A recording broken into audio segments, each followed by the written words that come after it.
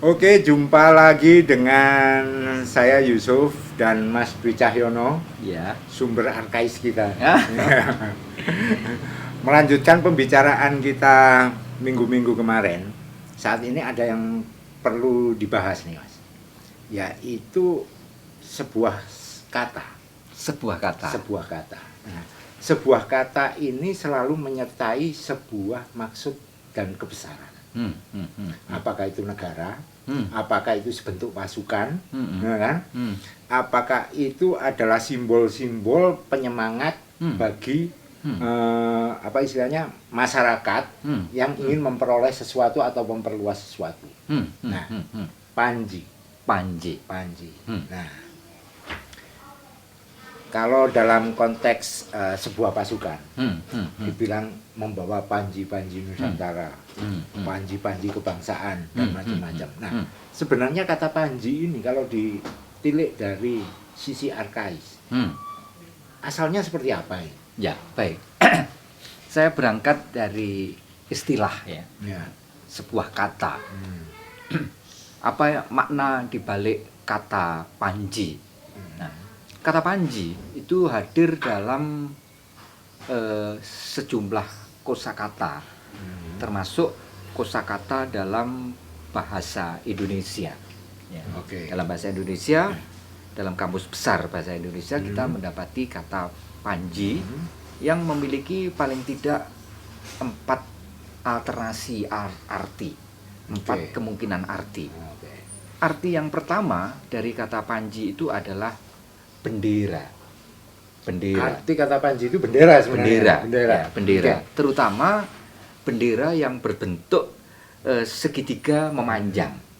Segitiga memanjang. Kalau kita memperhatikan detail-detail bentuk bendera, ada bendera yang berbentuk 4 persegi panjang, tapi ada juga bendera yang berbentuk segitiga dan memanjang.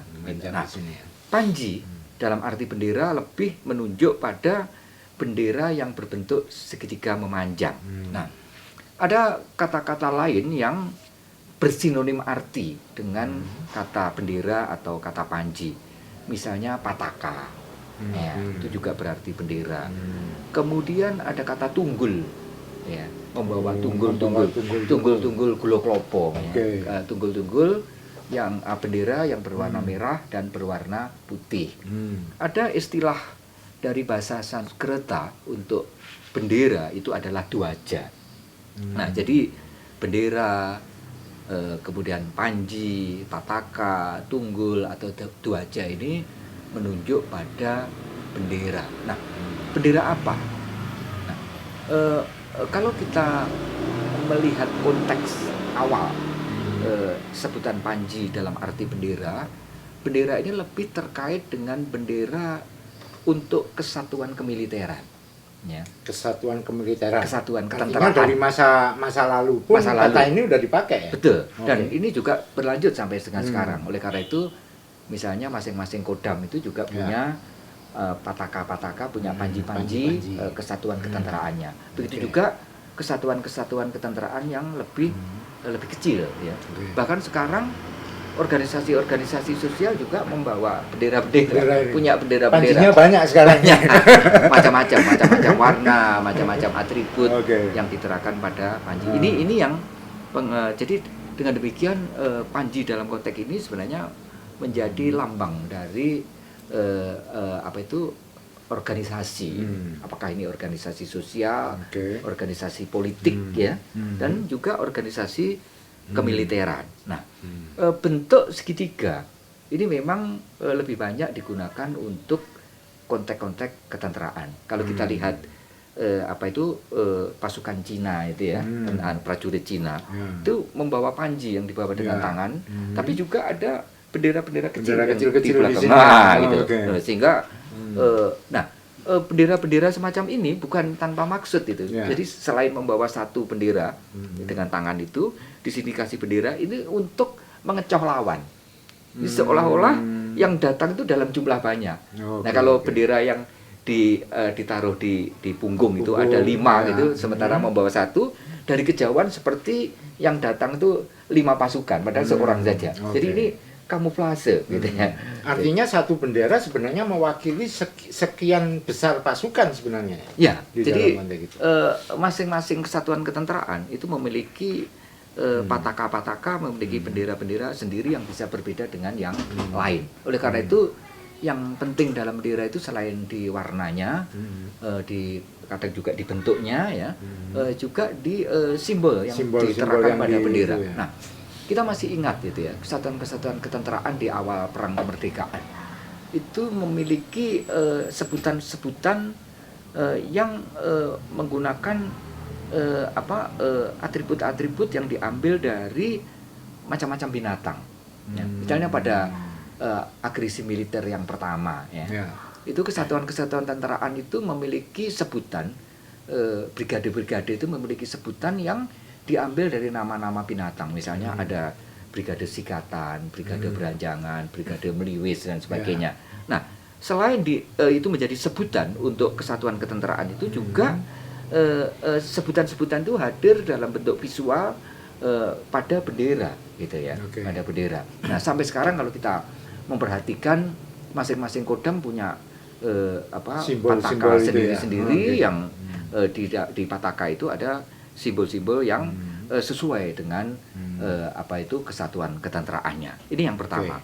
Nah, arti kedua dari kata panji itu adalah tanda kebesaran dan sekaligus juga kebanggaan, dan tapi juga sekaligus bisa berarti pedoman hidup atau perjuangan dan sebagainya yang pada istilah masa lampau itu kita sebut dengan lancana gitu. Jadi lancana itu pada dasarnya juga panji sebagai dalam arti tanda kebesaran. Tanda kebesaran. Nah, kemudian yang ketiga, panji itu bisa diartikan sebagai yang dinaungi atau dilindungi. Oleh karena itu ada sebutan di bawah panji-panji Majapahit, di bawah panji-panji Singasari, di bawah panji-panji Merah Putih dan sebagainya. Artinya di bawah naungan. Nah, satu lagi yang ini sebenarnya merupakan istilah yang lebih istilah yang lebih bisa kita kaitkan dengan istilah arkais untuk panji itu adalah panji dalam arti gelar kebangsawanan. Gelar kebangsawanan. Oleh karena itu apabila ada seorang tokoh yang sebelum nama dirinya itu ada kata panji, maka yang bersangkutan ini adalah bangsawan. Jadi penyempatan kata panji itu di dalam setiap nama orang itu adalah gelar ya sebenarnya. Gelar. Bahkan di Jawa Timur misalnya kata panji masih digunakan sebagai petunjuk gelar. Di Madura misalnya Raden Panji gitu ya. Itu masih digunakan sebagai nama gelar. Jadi di samping kata Raden juga digunakan juga kata panji. Dahulu kata panji ini sebagai gelar ini posisinya di atas Raden, tapi di bawah Raden Mas gitu. Jadi di atas Raden tapi di bawah Raden Mas. Jadi di antara Raden Mas, Panji, Raden itu ya. Tapi bisa saja keduanya dipadu menjadi Raden Panji, seperti misalnya yang banyak dipakai untuk menyebut bangsawan-bangsawan Madura gitu ya, bangsa Madura. Nah, pada masa lalu ini dalam bahasa Jawa Kuna atau Jawa Tengahan, panji ini memang juga berarti nama gelar yang ditempatkan sebelum nama diri. Ya, misalnya Apanji Pati-Pati. Nah, nama dirinya adalah Pati-Pati, nama gelarnya adalah Apanji. Itu kata dasarnya panji mendapatkan awalan A. Misalnya Mapanji Madaharsa ya. Jadi kata dasarnya panji mendapatkan awalan ma. Nah, jadi setelah kata panji itu menunjuk pada nama diri. Tapi bisa saja setelah kata panji tidak diikuti dengan nama diri. Misalnya kata Sirapanji gitu ya. Jadi setelah Sirapanji, setelah kata panji tidak ada nama diri. Jadi terlepas apakah kata panji itu diikuti dengan nama diri atau tidak, kata panji itu menunjuk kepada gelar. Dengan varian-varian sebutan, ada yang hanya disebut panji atau kata jadiannya misalnya Mapanji atau Apanji. Nah, berarti sematanya adalah gelar kebangsawanan. Oleh karena itu konteks panji itu adalah konteks satria. Ya, konteks satria bangsawan ya. Atau lebih spesifik lagi konteks kemiliteran. Ya, ketika karena dahulu para bangsawan itu sekaligus pimpinan satuan ketenteraan, militer, pimpinan satuan ketenteraan, sehingga pada embrionya ya kalau kita berbicara tentang Panji dalam arti luas, embrionya Panji itu digunakan dalam konteks birokrasi pemerintahan, yaitu gelar dalam birokrasi pemerintahan, dalam konteks sosial yaitu para bangsawan, atau dalam konteks militer, jadi pimpinan dari satuan ketenteraan. Ya, memang dalam perkembangan berikutnya nama Panji itu juga secara lebih spesifik digunakan dalam kaitan dengan tokoh, ya, dengan tokoh, yaitu tokoh cerita, ya, tokoh kisah, ya, sehingga kita menyebut tokoh dengan unsur nama Panji, karena itu Panji tidak menunjuk pada seseorang saja, misalnya ya? Panji Inu Kertapati itu salah satu, ya, masih ada Panji-Panji yang lain, gitu ya, ada Panji-Panji yang lain, dan ini disebut dalam berbagai sumber data, baik sumber data tekstual ya, dalam sumber data prasasti, dalam sumber susastra itu sudah hadir. Bahkan yang menarik perhatian kita, Panji sebagai unsur gelar, ya, unsur gelar itu sudah ada paling tidak itu sejak masa pemerintahan Raja Erlangga. Jadi di abad 11 ya, di awal sampai pertengahan abad 11, Panji sudah digunakan, ya. Kata Panji itu sudah digunakan, tapi dalam konteks nama gelar, ya, untuk seorang bangsawan, bisa itu pejabat di birokrasi pemerintahan yang tingkatnya cukup tinggi. Nah, dalam konteks birokrasi pemerintahan, kata seseorang yang memiliki gelar Panji, jabatan Panji itu adalah orang yang kedudukannya itu sedikit lebih rendah dari pamgat, ya, pamgat itu artinya adalah pemutus perkara. Jadi kalau sekarang pamgat itu adalah seorang lawyer, seorang hakim gitu ya, dan ini hakim tinggi ya, hakim kerajaan ya. Kata pamgat itu kan dari kata pegat, pegat itu artinya putus. Jadi pamgat itu pemutus, dalam hal ini adalah pemutus perkara, ya, pemutus perkara. Oleh karena itu di dalam konteks dalam konteks pelaksana hukum itu ada hakim, itu yang sebutan lamanya itu adalah pamgat, tapi ada adiaksa yang sekarang kata adiaksa itu terabadikan pada nama jaksa itu, kata adiaksa. Penuntutnya gitu. Itu adiaksa. Ya betul. Nah, jadi posisi Panji itu kalau di birokrasi pemerintahan itu sedikit lebih rendah, yaitu pejabat keraton sedikit lebih rendah dari pameget atau pamgat gitu ya, pamgat. Nah, tapi juga tidak selalu begitu. Ada alternatif arti yang lain. Misalnya kata Panji itu juga bisa digunakan dalam kaitan dengan pembayaran, yaitu bagian dari pembayaran hutang atau semacam cicilan. Ya, itu juga bisa disebut dengan Panji. Itu Panji. Jadi bayar Panji itu bayar cicilan, gitu ya. Terutama dalam istilah, atau mungkin jadi kata panjeran gitu atau apa? Mungkin ya. Mungkin Panji bisa jadi panjer gitu ya. Ya. Bisa. Nah, bahkan kalau kita lihat sebenarnya sebagai sebuah istilah, ini sebagai sebuah istilah Panji itu sudah kita dapati di dalam Kakawin Ramayana. Misalnya pada pada Sarga yang 25.85 itu kita mendapati kata Panji, tapi Panji dalam konteks ini artinya membesarkan diri atau sombong gitu ya.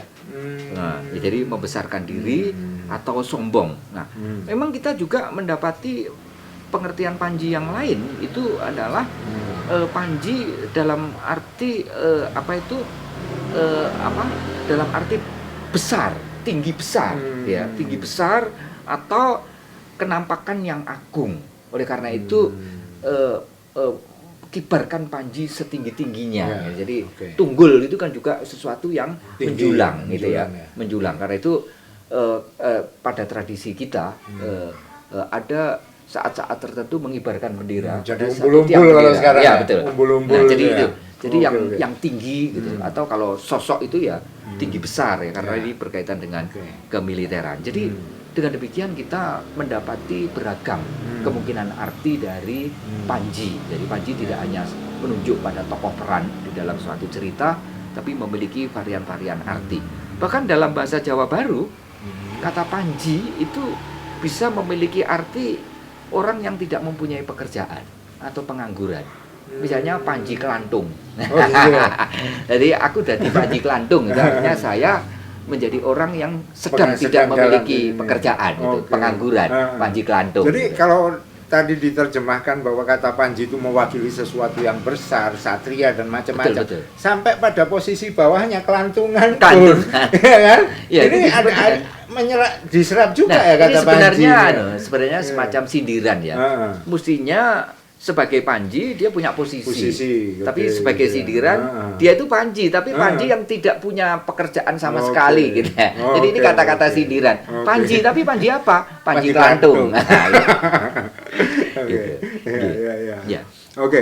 Nah, kalau dari tadi tinjauan dari bahasa ya, dari bahasa apa arti Panji dan nah sebenarnya tadi sempat menarik itu disebutkan bahkan sampai pada masa Ramayana pun, ini sudah ada kata Panji, dan terus bergulir menerima penyerapan digunakan sampai pada saat ini mungkin.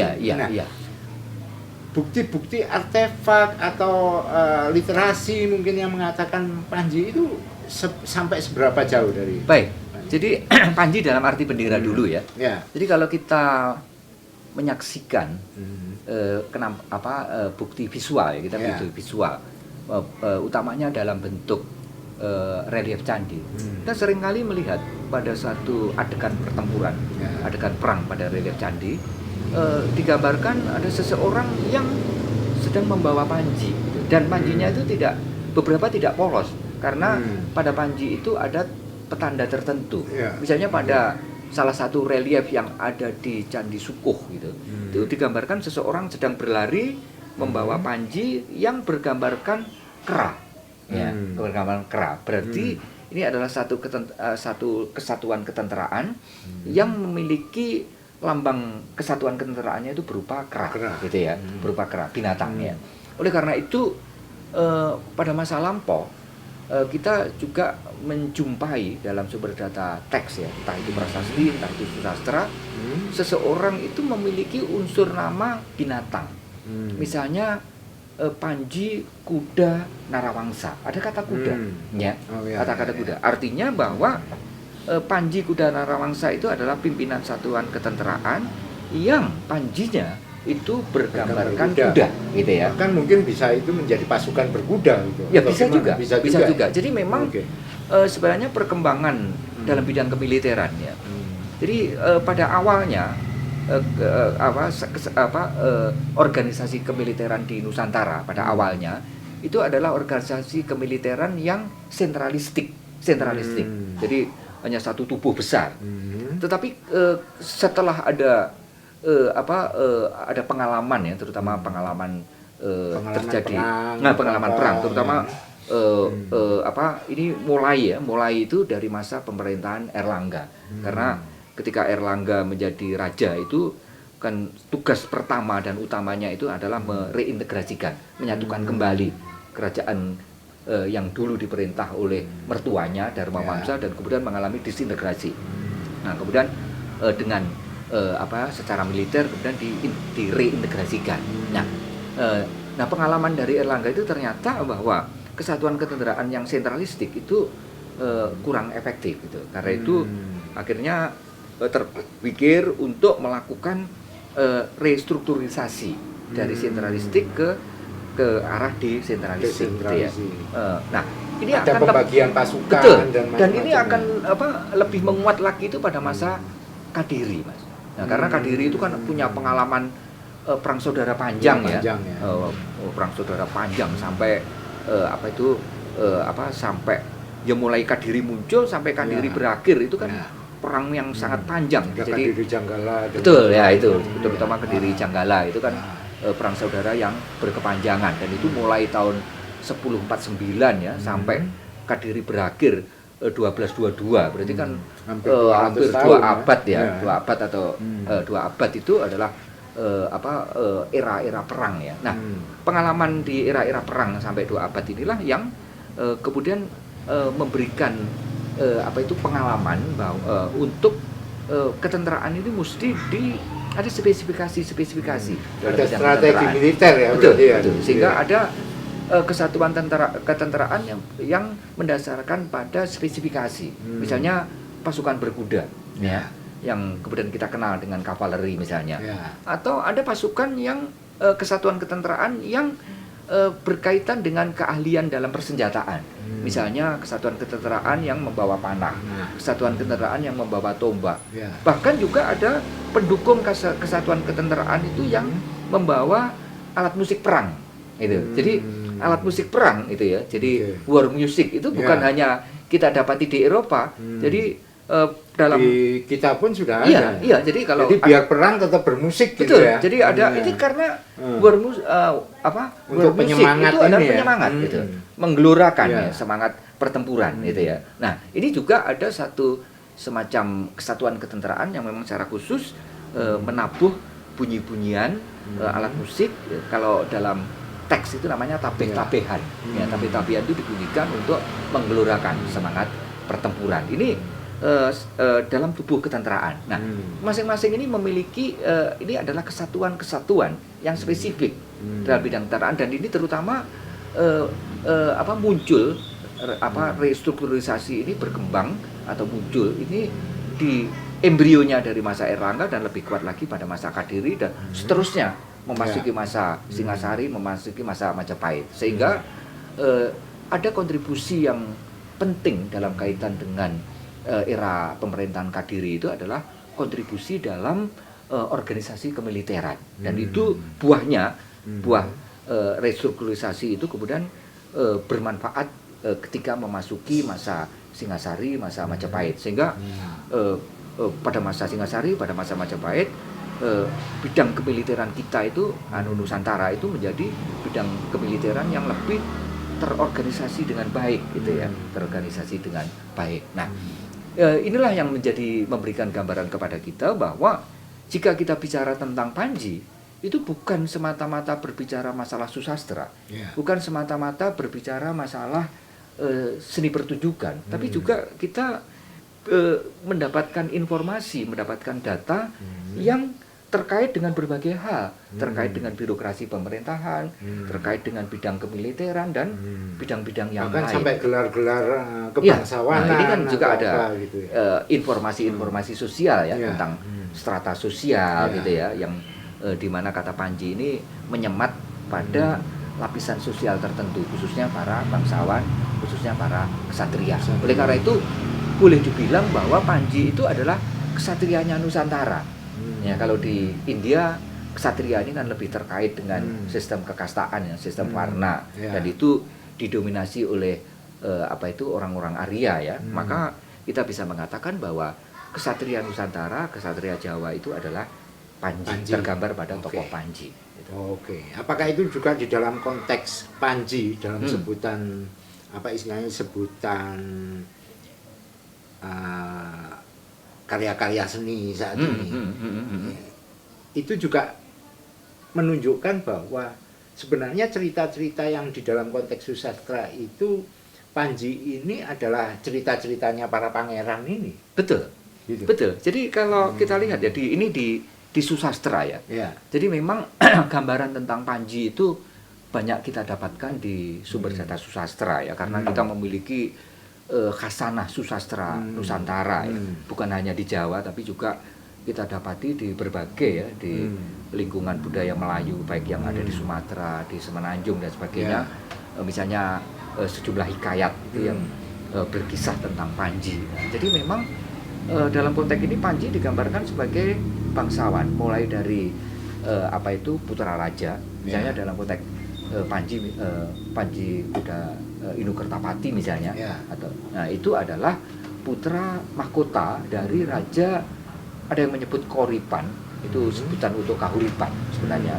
tapi bisa menunjuk kepada Jenggala, karena sebenarnya Jenggala ini adalah kelanjutan ya dari kahuripan, yaitu sebutan yang dalam sumber data teks itu seringkali digunakan untuk menyebut pemerintahan yang dulu diperintah oleh Erlangga, karena ibu kota pemerintahan salah satu Kadatuan, salah satu ibu kota pemerintahan di era Erlangga itu adalah Kahuripan, sehingga kerajaan yang diperintah oleh Erlangga itu seringkali oleh awam, termasuk awam di zamannya itu disebut dengan kerajaan Kahuripan, sehingga Panji itu sering dalam kaitan dengan Koripan atau Kahuripan itu disebut sebagai putra mahkota Koripan atau Kahuripan.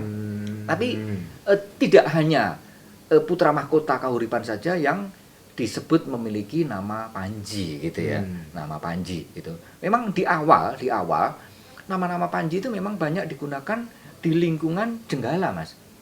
Beberapa prasasti awal Jenggala ya disebut-sebut di dalamnya tokoh dengan unsur gelar Panji, misalnya Mapanji Garasakan.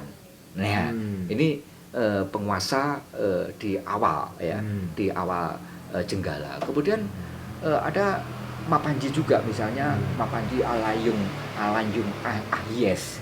Nah, ini jadi kata Mapanji disebut sebelum nama diri, sebelum nama Garasakan, sebelum Alanjung Ahyes dan seterusnya. Tapi sekali lagi memang itu tidak selalu ya, bahwa yang memiliki unsur gelar Panji itu selalu raja atau putra mahkota raja, tapi juga bisa para bangsawan yang lain atau orang yang mendapatkan gelar kebangsawanan ya, walaupun semula berada pada lapis sosial rendah gitu, tapi karena mendapatkan jasa, gelar kebangsaan mendapatkan jasa ya, misalnya orang tuanya, maka anak-anaknya diberi sebutan Panji. Misalnya salah satu contoh yang menarik itu di Pararaton. Di antara 5 orang anak dari Bango Samparan, ya, Bango Samparan itu ayah angkatnya, salah satu ayah angkatnya Ken Angrok. Bango Samparan memiliki 5 orang anak, yang 4 itu laki-laki, jadi nomor 1, 2, 3, 4 itu laki-laki, dan yang terakhir itu perempuan. Nah, 4 anak yang laki-laki dari Bango Samparan itu memiliki unsur sebutan Panji di depan nama dirinya. Ada Panji Kuncal, Panji Panengkung, ada Panji Panji macam-macam ya itu. Nah, jadi memiliki unsur nama Panji ini artinya bahwa anak-anak Bango Samparan karena ayahnya berjasa pada Angrok, maka anaknya diberi unsur anugerah ya, anugerah unsur gelar itu Panji gitu ya. Jadi terlepas dari kapan eranya, apakah itu di era Erlangga sampai dengan era Majapahit, itu nama Panji itu seringkali dikaitkan dengan lapisan sosial tertentu, terutama bangsawan. Bahkan Tohjaya pun itu ya, sebagai seorang raja kalau di Pararaton salah satu raja di Singasari juga disebut dengan unsur nama Panji, misalnya Panji Tohjaya ya, Panji Tohjaya. Jadi inilah yang memberikan kita gambaran bahwa kata Panji ini gambaran tentang sebutan untuk kebangsawanan Jawa. Sebelum kita lazim menggunakan kata Raden. Kata Raden digunakan juga, tapi pada masa Hindu-Buddha akhir yang lebih semula muda, ya lebih muda. Yang istilah kuno untuk Raden itu adalah Rahadian. Ya, dari Rahadian kemudian menjadi Rahaden, menjadi Raden. Gitu. Tapi penggunaan kata Rahadian yang kemudian menjadi Raden ya di era Kesultanan Islam itu dari masa yang lebih akhir. Gitu. Nah, sekarang penyematan gelar di dalam strata sosial masyarakat ini kan menjadi satu yang hierarkis gitu, sesuatu yang hierarkis dan yang sangat penting untuk menunjukkan identitas bagaimana seseorang itu bangsawan atau bukan. Nah, popularitas nama-nama ini selain diceritakan di susastra, apakah juga diceritakan di dalam konsep budaya oral gitu? Ya, jadi baik. Jadi justru di awal sebagai sebuah khasanah kisah, khasanah cerita, cerita atau kisah Panji itu hadir awal itu dalam bentuk oral, Mas.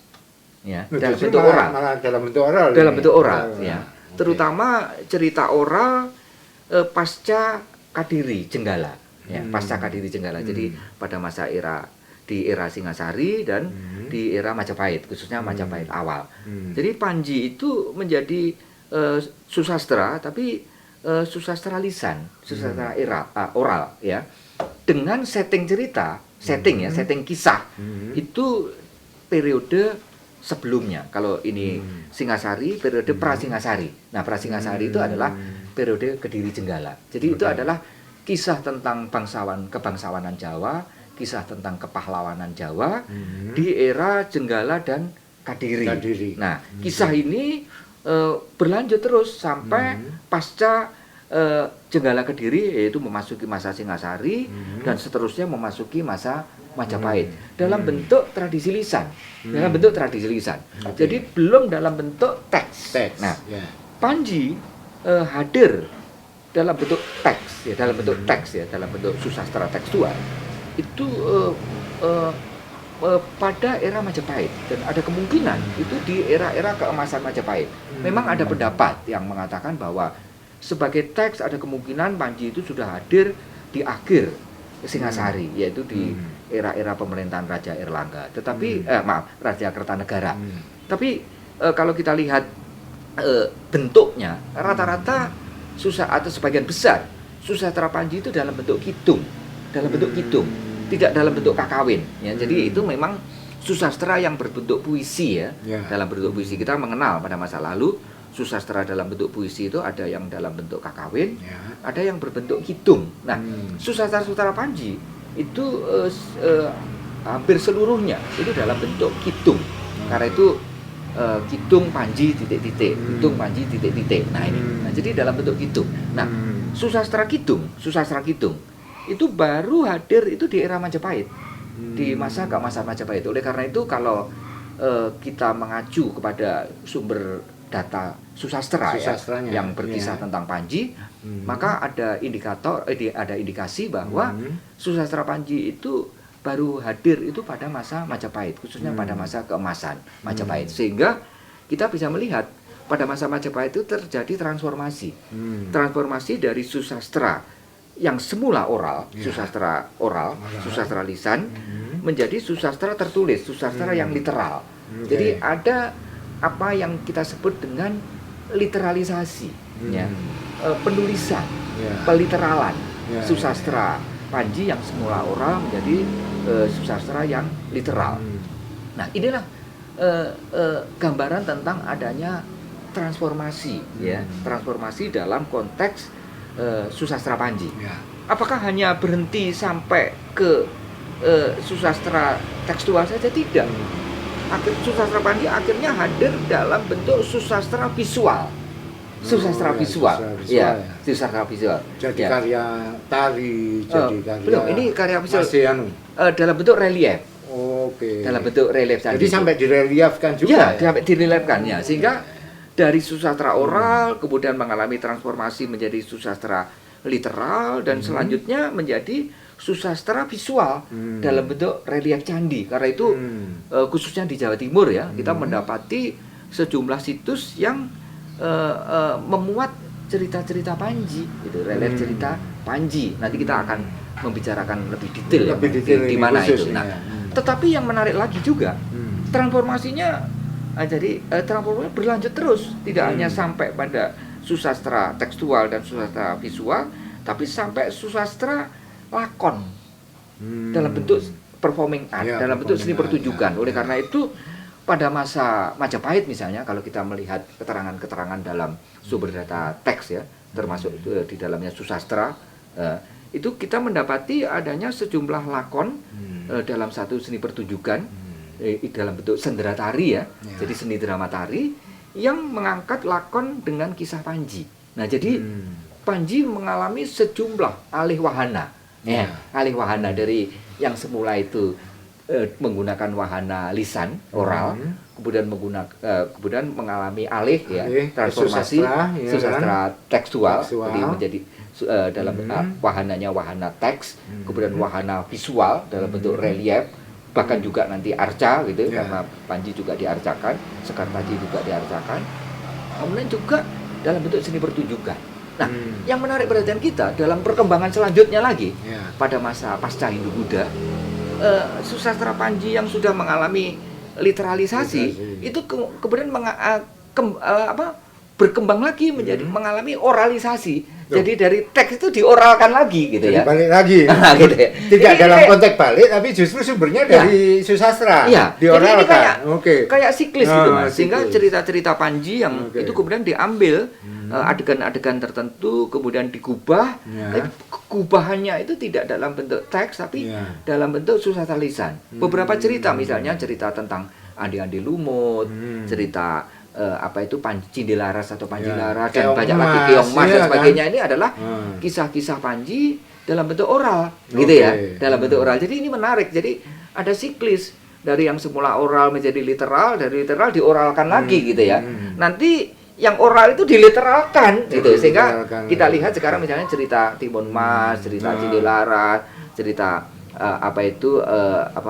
tentang Keting Kuning misalnya ya, itu kan kemudian hadir dalam bentuk buku-buku cerita. Gitu. Jadi artinya sebenarnya kalau dikatakan bahwa ini sekarang ini identifikasinya kan ini cerita rakyat gitu ya, terutama untuk anak-anak dan macam-macam. Ini sebenarnya sumbernya adalah cerita Panji ya. Betul. Jadi orang seringkali kehilangan muasal gitu ya. Jadi apa yang kemudian banyak berkembang, bahkan juga berkembang dalam lagu ya, dalam tembang misalnya tembang Entit itu ya. Nah Entit itu kan juga berkisah tentang Panji gitu ya. Nah itu sebenarnya muasalnya itu dari masa yang lebih tua, yaitu dari masa Hindu-Buddha yang merupakan susastra dengan lakon yang ditokoi oleh tokoh utama yang bernama Panji. Itu terutama Inu Kertapati atau atau hanya disebut dengan Panji saja gitu ya. Nah inilah yang memberikan petunjuk kepada kita bahwa sebenarnya Panji itu tidak hanya sebatas pada susastra, Panji tidak hanya sebatas pada seni pertunjukan, tapi lebih luas lagi Panji itu masuk dalam berbagai unsur budaya ya. Ada unsur kesenian tapi juga unsur organisasi sosial seperti yang kita bicarakan itu hadir. Kemiliteran hadir gitu. Juga dalam bidang religi gitu ya. Karena ada indikator bahwa pada masa Majapahit, khususnya pada masa Majapahit akhir, seperti halnya Bima, Panji itu juga diperdewa. Oleh karena itu muncul patung-patung Panji, misalnya patung Panji dari Selok Kelir misalnya, atau patung Panji dari Grogol misalnya. Jadi Panji dihadirkan dalam bentuk arca dan sangat mungkin ada kultus terhadap Panji sebagai dewa lokal Jawa. Itu. Ini boleh dikata berarti pengkisahan Panji ini sangat menarik sehingga menunjukkan bahwa serapannya ke cerita-cerita lokal masyarakat juga kuat gitu. Ya. Nah, sebenarnya yang menarik di kisahnya ini apa sih? Ya, jadi memang kisah karena ini kesatria ya, kesatria. Panji itu digambarkan sebagai seorang satria. Panji menjadi tokoh pejuang ya. Dia ditampilkan herois gitu ya. Oleh karena itu semula tokoh-tokoh hero ya, tokoh-tokoh pahlawan ini kan tokoh-tokoh pahlawan yang diambil dari India, pahlawan-pahlawan yang hadir di Ramayana, pahlawan-pahlawan yang hadir dalam Mahabharata. Nah, pada masa khususnya pada masa-masa pasca Singasari akhir atau Majapahit, mulai muncul apa yang disebut dengan Javanisasi proses. Jadi kalau dulu yang dihadirkan sebagai contoh-contoh teladan itu adalah para kesatria, para pahlawan yang muasal tokohnya itu dari susastra India, muncullah para pahlawan yang muasalnya itu dari susastra Nusantara sendiri. Yaitu para pahlawan yang hadir dalam cerita-cerita Panji gitu. Oleh karena itu ini menarik perhatian kita ya, bahwa cerita Panji itu juga bisa kita tempatkan sebagai satu contoh tentang Nusantaranisasi, satu contoh tentang Javanisasi ya, Javanisasi. Nah, inilah yang cukup alasan bagi kita untuk mengatakan bahwa cerita Panji itu adalah khasanah budaya Nusantara yang orisinal. Ya, orisinal ya, khazanah Oke, budaya yang Nusantara memang yang dari Nusantara orisinal. gitu. Kalau kita ngomong susastra yaitu Ya. susastra Nusantara yang Oke. orisinal. Kisahnya itu juga orisinal Nusantara karena setting ceritanya itu kan diambil dari sejarah Langsung Jawa. ya, dari Ya, sejarah Jawa tentang sendiri. apa itu Kadiri, Ya, Jenggala, Jawa, atau ya. nanti juga ada apa itu kisah-kisah kejaran di era Majapahit itu dicampurkan. Jadi memang tidak pure ya sebagai setting cerita dalam cerita Panji itu pure itu kisah-kisah di era Kadiri Jenggala, tetapi juga kisah-kisah di era Majapahit itu juga ikut hadir di dalam cerita Panji. Karena memang ciri dari susastra oral ya, susastra tradisional yang cerita-cerita sejarah tradisional ya, itu adalah anakronis. Jadi berbagai berbagai lapis masa itu dicampur adukkan. Nah, inilah yang ingin saya sampaikan di awal pembicaraan kita tentang Panji, bahwa Panji itu berada dalam konteks budaya. Oleh karena itu kita bisa menyebut Panji dalam budaya. Budaya apa? Budaya Nusantara, budaya Jawa. Panji adalah ensiklopedi budaya Nusantara, ensiklopedi budaya Jawa lintas masa. Oke, itulah kira-kira awal dari cerita Panji ini dikupas mulai dari pengertian bahasa, metamorfosis